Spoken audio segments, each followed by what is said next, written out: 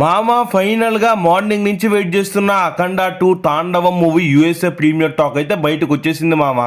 ఇంతకీ ఎన్నో అడ్డంకుల మధ్య రిలీజ్ అయిన ఈ చిత్రం ఇంతకీ ఏ విధంగా ఉంది, ఇంతకీ అక్కడి నుంచి ఏ మేర రేటింగ్ తెచ్చుకుంది, అండ్ ఈ సినిమా హిట్ అవుతుందా లేదంటే ఫ్లాప్ అవుతుందా అనే వాటి గురించి కూడా ఈ యూఎస్ఏ రివ్యూలో మనం ఫుల్ అండ్ డీటెయిల్గా మాట్లాడుకునేటటువంటి ప్రయత్నం అయితే చేద్దాం.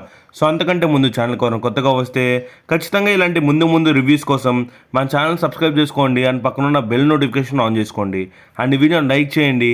ఇంకో 10 మంది ఈ సినిమా ఏ విధంగా ఉండబోతుంది అని తెలుసుకునే ప్రయత్నం అయితే చేస్తారు కాబట్టి ఇక మనం సోదా ఆపేసి మూవీ యొక్క రివ్యూ విషయానికి వస్తే, మూవీ ప్రీమియర్ ఒక 100 మంది చూస్తే 100 మందిలో కూడా 90 మంది కూడా పాజిటివ్ గానే రెస్పాండ్ అయ్యారు. మూవీ చూసిన వాళ్ళు మెయిన్ గా చెప్పిన పాజిటివ్స్ వచ్చేసి నెంబర్ 1 బాలకృష్ణ గారి యాక్టింగ్ గురించి. బాలకృష్ణ గారి యాక్టింగ్ అయితే ఈ సినిమాలో చింపేశారని, అండ్ అఖండ 1 కంటే కూడా 2లోనే ఎక్కువ స్కోప్ ఉందని, అండ్ అఖండ క్యారెక్టర్లు అయితే చింపేశారని చెప్పుకొచ్చారు. అండ్ మూవీలో యాక్ట్ చేసిన ఆది పినిశెట్టి గారు కూడా విలన్ రోల్కి పర్ఫెక్ట్గా సెట్ అయ్యారని, అండ్ లాస్ట్లో వచ్చేటటువంటి విలనిజం సీన్స్ కానీ లాస్ట్లో వచ్చేటటువంటి ఫైట్ సీన్ కానీ వేరే అంటే వేరే లెవెల్లో డిజైన్ చేశారని చెప్పారు. నెక్స్ట్ ఇక బాలయ్య బోయపాటి కాంబినేషన్ గురించి తెలిసిందే. బోయపాటి సీన్ గారు ఈ సినిమా డైరెక్షన్ అయితే నిజంగా వేరే లెవెల్లో చేశారని, ఇక తమను వచ్చేసి కొన్ని సీన్స్లో తన మ్యూజిక్ తోటి సినిమానే లేపి ఎక్కడికో పెట్టేశాడని చెప్పేసి సో చాలా మంది కూడా సినిమాలో పాజిటివ్స్గా వీళ్ళ యాక్టింగ్స్ గురించి అయితే చెప్పుకొచ్చారని చెప్పాలి. ఇక మూవీ స్టార్ట్ అవడం అఖండ 1 స్టోరీ రీక్యాప్ అయితే చూపిస్తారంట, అండ్ అక్కడి నుంచే సినిమా అయితే మొదలవుతుంది.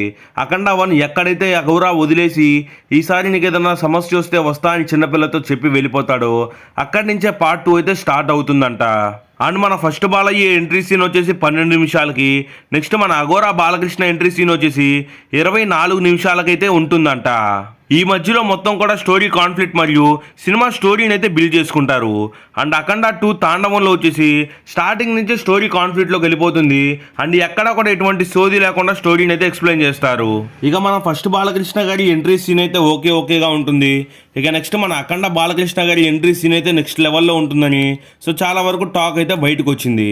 ఇక నెక్స్ట్ సినిమాలో ఉన్నటువంటి జాజికాయ సాంగ్ మెయిన్ హైలైట్గా నిలుస్తుందని, నెక్స్ట్ ఇక బ్యాక్గ్రౌండ్లో దాదాపు 6 పాటల వరకు సినిమా మొత్తంలో ఉన్నాయని, నెక్స్ట్ ప్రీ ఇంటర్వెల్ సీన్లో వచ్చేటటువంటి ఒక సీన్ కానీ ఇక ఇంటర్వెల్లో వచ్చేటటువంటి ఒక బ్యాంక్ కానీ ఆ 2 సీన్స్ అయితే సినిమాకే మెయిన్ హైలైట్గా చెప్పుకొస్తున్నారు.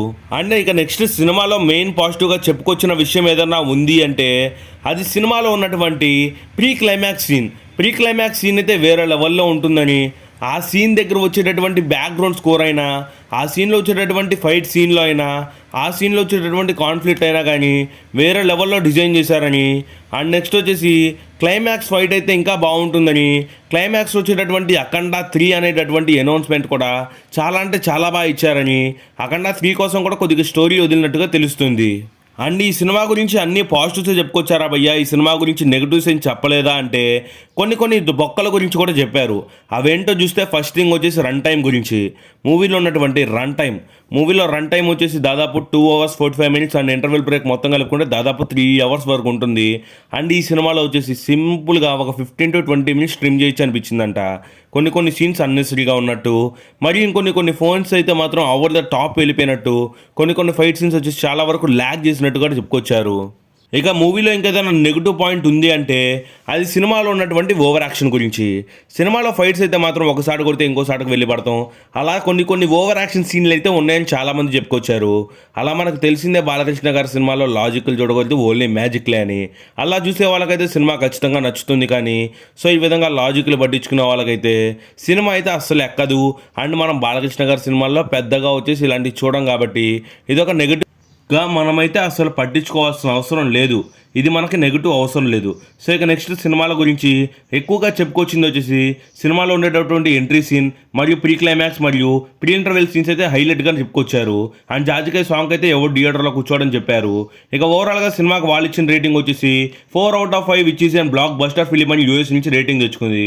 ఇంకొన్ని గంటల్లో ఇక్కడ రిలీజ్ అవుతుంది. వన్స్ రిలీజ్ అవ్వగానే మన ఛానల్లో రివ్యూ ఉంటుంది. సో కాబట్టి మన ఛానల్ సబ్స్క్రైబ్ చేసుకోండి. మళ్ళీ రివ్యూతో అయితే కలుద్దాం.